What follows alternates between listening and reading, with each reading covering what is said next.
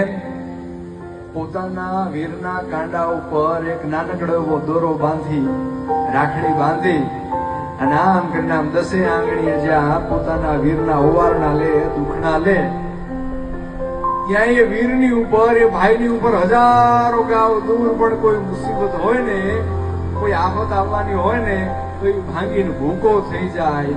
એ બહેનના આશીર્વાદમાં તાકાત હોય છે, એ બહેનના ઓવારણામાં તાકાત હોય છે. અને એટલે એ ભાઈ બહેનના સંબંધ ઉપર હવે ગીત ગાવું છે કે કોણ હલાવે લીમડી ને કોણ ઝુલાવે પીપળી.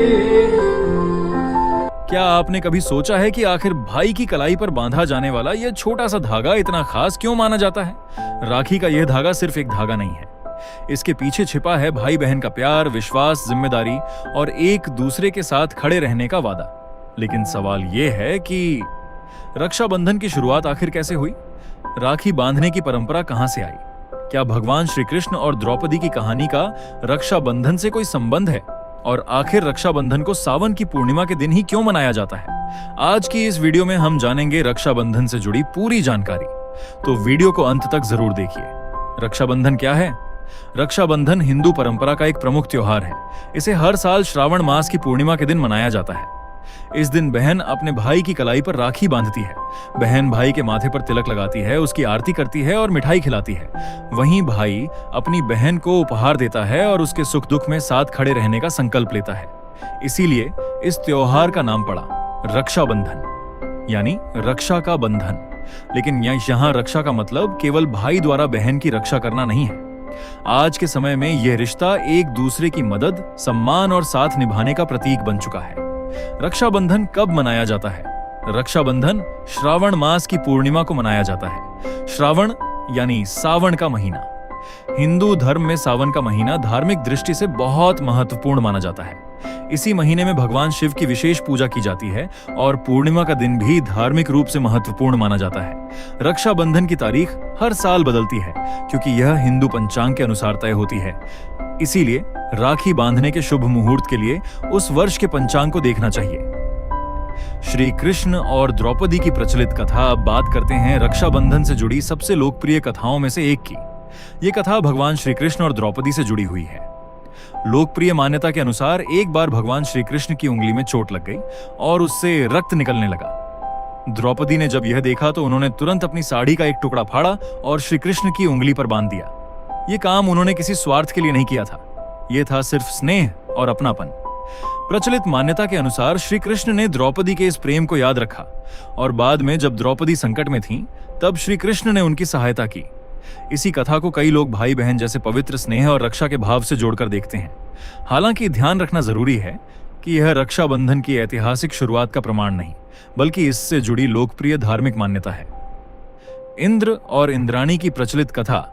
रक्षाबंधन से जुड़ी एक दूसरी प्रसिद्ध कथा देवताओं के राजा इंद्र से जुड़ी है. प्रचलित कथा के अनुसार देवताओं और असुरों के बीच युद्ध चल रहा था. युद्ध में इंद्र को कठिन परिस्थितियों का सामना करना पड़ रहा था.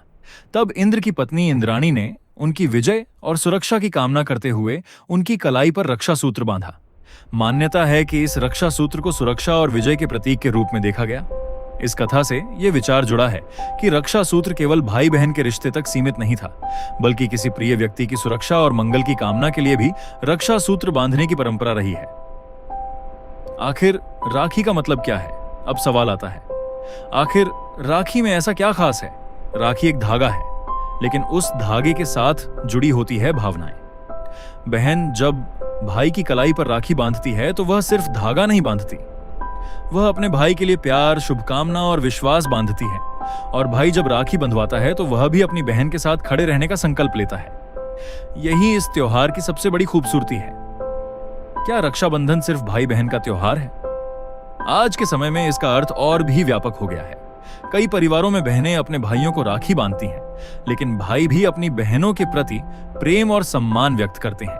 कई जगह महिलाएं अपने रिश्तेदारों और प्रियजनों को भी रक्षा सूत्र बांधती हैं. इसलिए रक्षाबंधन को सिर्फ एक रस्म के रूप में नहीं, बल्कि रिश्तों को मजबूत करने वाले त्योहार के रूप में भी देखा जा सकता है. रक्षाबंधन और इतिहास. रक्षाबंधन की परंपरा बहुत पुरानी है और समय के साथ इसके अलग अलग रूप देखने को मिलते हैं. इतिहास में रक्षा सूत्र और राखी से जुड़ी कई लोक परंपराओं का उल्लेख मिलता है, लेकिन यह कहना कि रक्षाबंधन की शुरुआत केवल किसी एक घटना या एक व्यक्ति से हुई थी, ऐतिहासिक रूप से निश्चित नहीं है। इस त्योहार से जुड़ी कई धार्मिक कथाएं, लोक कथाएं और सामाजिक परंपराएं अलग अलग समय में विकसित हुई हैं। यानी रक्षाबंधन केवल एक कहानी का त्योहार नहीं है, ये सदियों से चली आ रही परंपराओं और रिश्तों की भावनाओं का संगम है। आज के समय में रक्षाबंधन पहले भाई बहन एक ही घर या गांव में रहते थे, लेकिन आज लोग पढ़ाई और नौकरी के कारण अलग अलग शहरों और देशों में रहते हैं। फिर भी रक्षाबंधन का प्यार कम नहीं हुआ। आज बहनें अपने भाइयों को डाक से राखी भेजती हैं, कई बहनें ऑनलाइन राखी भेजती हैं, और जो भाई बहन दूर हैं वे वीडियो कॉल के जरिए भी यह त्योहार मनाते हैं। तकनीक बदल गई, समय बदल गया, लेकिन राखी का भाव आज भी वही है, भाई बहन का प्यार। रक्षाबंधन हमें क्या सिखाता है? रक्षाबंधन हमें सिर्फ एक त्योहार मनाना नहीं सिखाता, यह हमें रिश्तों की कीमत समझाता है। यह बताता है कि जिंदगी में चाहे कितनी भी मुश्किलें क्यों ना आएं, अपने लोगों का साथ कभी नहीं छोड़ना चाहिए। भाई बहन का रिश्ता बचपन की छोटी छोटी लड़ाइयों से शुरू होता है, कभी खिलौने के लिए झगड़ा, कभी टीवी के रिमोट के लिए लड़ाई और कभी एक दूसरे की शिकायत। लेकिन जब जिंदगी में मुश्किल आती है तो यही भाई बहन एक दूसरे के सबसे बड़े सहारे बन जाते हैं। यही रक्षाबंधन की